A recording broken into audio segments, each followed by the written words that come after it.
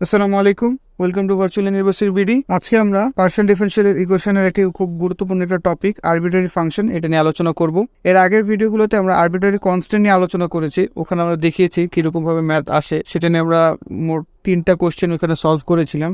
এখন এখানে আমরা বাকি যে 4টা কোশ্চেন আছে ওটাকে সলভ করব। পার্শিয়াল ডিফারেনশিয়াল ইকুয়েশনের উপর কমপ্লিট প্লেলিস্ট নিচে ডিসক্রিপশনে এবং এদিকে আই বাটনে আপনারা পেয়ে যাবেন। তো চলুন দেখা যাক আমাদের কোশ্চেনটা কি ছিল। তো আমাদের কোশ্চেনটা কি বলছে, form partial differential equation by eliminating the arbitrary function z equal to f of y upon x। তাহলে আমাদের z এখানে কি দিছে, z দিছে ফাংশন y upon x, যেটা হচ্ছে একটা ফাংশন যে কার y upon x এর। তাহলে এখন আমরা এই যে আমার ফাংশনটা আছে এটাকে আমরা পার্শিয়াল ডিফারেনশিয়াল ইকুয়েশনে কনভার্ট করব, যেখানে কি থাকবে না, আমাদের কোনো প্রকার ফাংশন থাকবে না। ওকে, তাহলে শুরু করা যাক সলিউশন। তাহলে আমরা ফার্স্টে লিখব গিভেন, কি গিভ করছে z equal to f y upon x। এটাকে আমরা কি করি, ইকুয়েশন 1 ধরে নিই। এখন আমরা কি করব, আমাদের ইকুয়েশন 1 যেটা আছে এটাকে আমরা ডিফারেনশিয়েট করব। কারণ কি, কারণ আমাদের এখানে এলিমিনেট করতে হবে। কাকে এলিমিনেট করতে হবে, এই f of y upon x K eliminate করতে হবে। কিভাবে করব, আমরা প্রথমে x এর রেসপেক্টে পুরোটিকে একবার ডিফারেনশিয়েট করব, সেই সময় কিন্তু আমাদের yটা কনস্ট্যান্ট থাকবে। আবার y রেসপেক্টে পুরো ফাংশনটাকে ডিফারেনশিয়েট করব, তখন আমাদের অবশ্যই x কনস্ট্যান্ট থাকবে। তাহলে আমরা কি লিখব, ডিফারেনশিয়েটিং partially equation 1 with respect to x and y। আমরা x এবং y দোনোটার মাধ্যমে এটাকে ডিফারেনশিয়েট করব একটার পর একটা করে। তাহলে প্রথমে যখন আমরা এটাকে ডিফারেনশিয়েট করি তাহলে কি পাবো, তো প্রথমে x এর রেসপেক্টে ডিফারেনশিয়েট করে দেখি। আমি ফার্স্টে কি করব, এটাকে ডিফারেনশিয়েট করব। তাহলে আমাদের কি হবে, এখানে ডেল জেড আপন ডেল এক্স ইকুয়াল টু, আচ্ছা আমরা জানি কোনো ফাংশনকে যদি আমি ডিফারেনশিয়েট করি তাহলে সেটাকে আমি কি লিখি, এফ ড্যাশ কী থাকবে, ওয়াই আপন এক্স।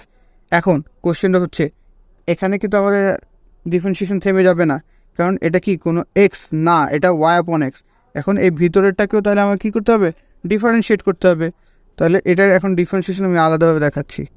তাহলে এর ভিতরে কি আছে, আমাদের ওয়াই আপন এক্স আছে। তাহলে আমার হবে কি, এটাকে আমি ডিফারেন্সিয়েট করব। কিন্তু আমরা বলেছিলাম এই জায়গায় যে ওয়াই হচ্ছে আমাদের একটা কি কনস্ট্যান্ট, তাহলে ওয়াইটা কী হবে, এই জায়গায় আমার বাইরে বের হয়ে আসবে। তাহলে আমার ডিডিএক্স অফ 1 আপন এক্সকে আমি ডিফারেন্সিয়েট করব। আর 1 আপনকে যদি আমি ডিফারেন্সিয়েট করি, ওয়াই তো ওয়াইয়ের জায়গায় থাকবে, এটাকে আমি চাইলে কী লিখতে পারি, এটাকে চাইলে এক্স ইনভার্স 1 লিখতে পারি না, তো এটাকে লিখলাম।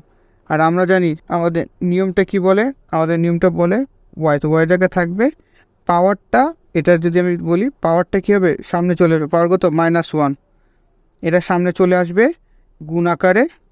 আর উপরে যেটা আছে পাওয়ারের সাথে 1 বিয়োগ হবে, তাহলে এই 1 বিয়োগ করে দিলাম। তাহলে এই জায়গায় আমার তাহলে আলটিমেট কী পেলাম, ওয়াই -1, আচ্ছা -1টা আচ্ছা এইভাবে রাখি আপাতত। আর এটা কি আছে আগে, এক্স ইনভার্স 2 থাকে না, তাহলে এখানে আমি কী বলতে পারি, ওয়াই মাইনাস এক্স ইনভার্স 2। আর এটাকে কী লেখা যায়, চাইলে এদিকে চাইলে লেখা যায়, এখানে লিখি, এদিকে চাইলে লেখা যায় ওয়াই -1/x²। এই কথাটা লেখা যায় কি যায় না, আই হোপ বুঝতে পারছেন, এতটুকু লেখা যায়। তাহলে এখানে আমরা ডাইরেক্টলি কী করবো, এই জায়গায় এটাকে লিখে দিই যে কী লিখবো, ওয়াই এটার সাথে তাহলে ওয়াই ইন্টু -1 আপন x²। আই হোপ আপনারা এটা বুঝতে পারছেন। আমাদের ভিডিও নাম্বার 1-এ শিখেছি এইটাকে আমরা কি বলি, এটাকে আমরা বলি পি। তাহলে এই জায়গায় আমরা তাহলে কী লিখব, পি ইকুয়াল টু, আমার এখানে থাকে কি, F dash Y upon X, আর ওয়াইকে ভিতরের দিকে আলো নিয়ে নেই, তাহলে কী হবে, ইন্টু -y/x²। এতটুকু বোঝা গেছে, এটাকে আমরা ইকুয়েশন নাম্বার 2 ধরে নিই।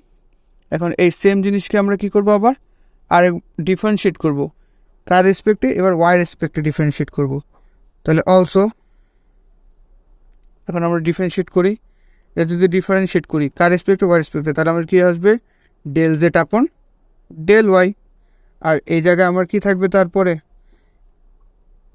এটা একবার ডিফারেন্সিয়েট হবে, এই প্রথম ফাংশনটা, এটা আমার ফাংশনটা যদি ডিফারেন্সিয়েট হয় তাহলে কী হয়, F dash Y upon x. কিন্তু আবার আগের মতনই, এইটা তো আমাদের আর শুধু ওয়াই না, তাহলে এটাকে যদি আমি ডিফারেন্সিয়েট করি এখন, তাহলে কি থাকবে আমার ডিডি এক্স অফ এক্সের রেসপেক্ট, তাহলে ওয়াই রেসপেক্ট করছি কি ওয়াই আপন এক্স। তাহলে এই জায়গায় আমার কি থাকছে, এটাকে লেখা যায় কি DD Y Y into 1/x লেখা যায় কি না। তাহলে এই জায়গায় এটা তো আমার কনস্ট্যান্ট, তাহলে এটা বাইরে বের হয়ে যাবে। তাহলে এখন এটা ডিফারেন্সিয়েট হবে ডিডি ওয়াই অফ ওয়াই, আর এটা তো জানি আমরা 1 হয়, তাহলে 1/x থাকে এটার। তাহলে এই জায়গায় আমরা কী লিখবো, তাহলে এই জায়গায় আমরা লিখবো ইন্টু 1/x। আর আমরা আমাদের ভিডিও নাম্বার 1-এ দেখেছি এটাকে আমরা কি বলি, এটাকে আমরা বলি কিউ। তাহলে এই জায়গায় আমাদের লিখতে হবে কি, এই জায়গায় আমরা লিখবো Q equal to F dash Y upon X into 1/x। এটাকে আমি ইকুয়েশন নাম্বার 3 ধরে নেই। এখন আমরা করব কি, আমরা এটা আর এটাকে কি করব, ভাগ করে দিব। তাহলে আমরা এখন লিখব নাও 2 ডিভাইডেড বাই 3। এখন যদি 2 ডিভাইড বাই 3 করি তাহলে আমরা কি পাবো, 2 হচ্ছে এটা আমাদের, তাহলে উপর থাকবে পি, নিচে থাকবে কিউ ইকুয়াল টু এ, উপরেটা পুরোটি যাবে পি এর যেখানে আছে এখানে F dash Y upon X, আর এখানে আসবে minus Y upon X square divided by F dash Y upon X into 1/x। এখন আমরা কী করব, এখন যদি আমরা একটু খেয়াল করি দেখতে পাবো এটা সেম মিলে গেছে, তাহলে এটা কাটা। তাহলে এটাকে আমরা চাইলে এভাবে লিখতে পারি কি না, যে এই দুটো অংশ থাকে, তাহলে minus Y upon X square এটা ডিভাইডেড বাই 1/x, এটা থেকে যায়। আর এইটাকে একটু আমরা লিখতে পারি minus Y upon X square, আর নিচে থাকলে এটা উল্টাবে, তাহলে উপরে হবে এক্স, নিচে হবে 1। তাহলে এখান থেকে যদি একটু দেখা যায় যে এখান থেকে এইটা আর এটা কাটা গেল, তাহলে আমার কাছে আলটিমেট থাকে কি মাইনাস ওয়াই আপন এক্স, এতটুকু থেকে যায় আমার কাছে। এখন আমরা কি করব, কি equal to P by Q equal to এটা থেকে যায়। এখন আমরা আর গুণন করে দিই, যদি আর গুণন করে দিই তাহলে কি পাবো, এক্স ইন্টু পি, এই যে এটার সাথে এটা গুণ আর এটার সাথে এটা গুণ, তাহলে আমার কাছে কী থাকে X into P equal to minus Y into Q. এখন দুটোটাকে এক পাশে নিয়ে আসি, X P plus Y Q equal to 0। এটাই আমাদের চাচ্ছিল। এখানে দেখি এখানে কোনো প্রকার ফাংশন আছে না, এখানে কোনো প্রকার ফাংশন নাই, তাহলে এটাকে বলতে পারি which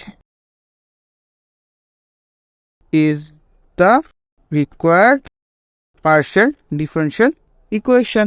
ভিডিওটি যদি আপনাদের ভালো লেগে থাকে তাহলে অবশ্যই আপনাদের ফ্রেন্ডদের মাঝে ভিডিওটি বেশি বেশি শেয়ার করে আপনাদের সাপোর্ট দেখাবেন। নলেজ যত শেয়ার করা যায় তা ততই বেশি বৃদ্ধি পায়। আর আমাদের এই চ্যানেলটিতে যদি আপনারা নতুন হয়ে থাকেন তাহলে সাবস্ক্রাইব করে আমাদের পাশেই থাকুন। Thanks for watching.